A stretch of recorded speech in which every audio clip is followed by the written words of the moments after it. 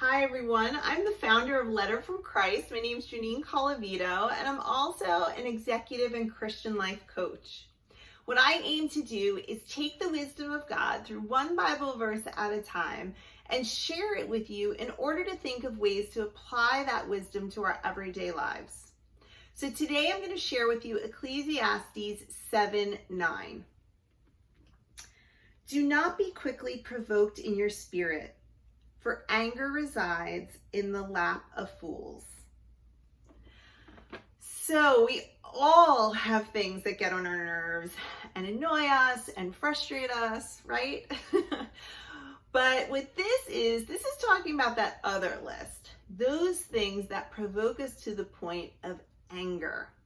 It are those things that when you're faced with them, they provide an adverse physical or emotional reaction inside of you.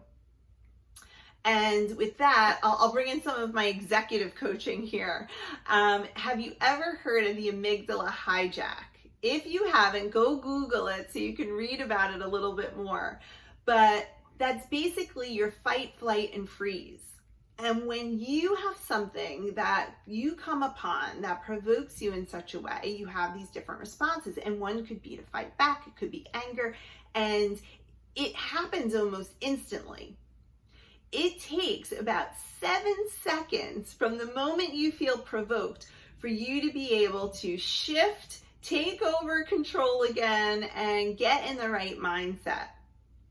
So what I often tell my clients to do is, what can you do within those 7 seconds of moments of feeling that thing? So first, it's identifying what are the things that provoke you. And it's going to be different for each of us. And if you can start paying attention to that, what are the things you're physically feeling or thinking or the emotions that are happening in the moment?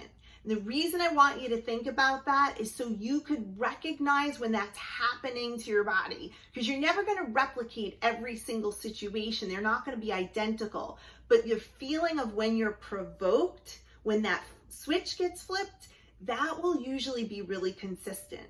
So how are you feeling? And when you feel that next, what can you do to prevent the provocation from turning into anger? Because actually it is a choice.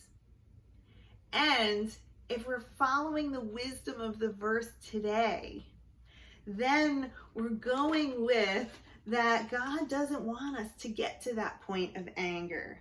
Do not be quickly provoked in spirit, for anger resides in the lap of fools.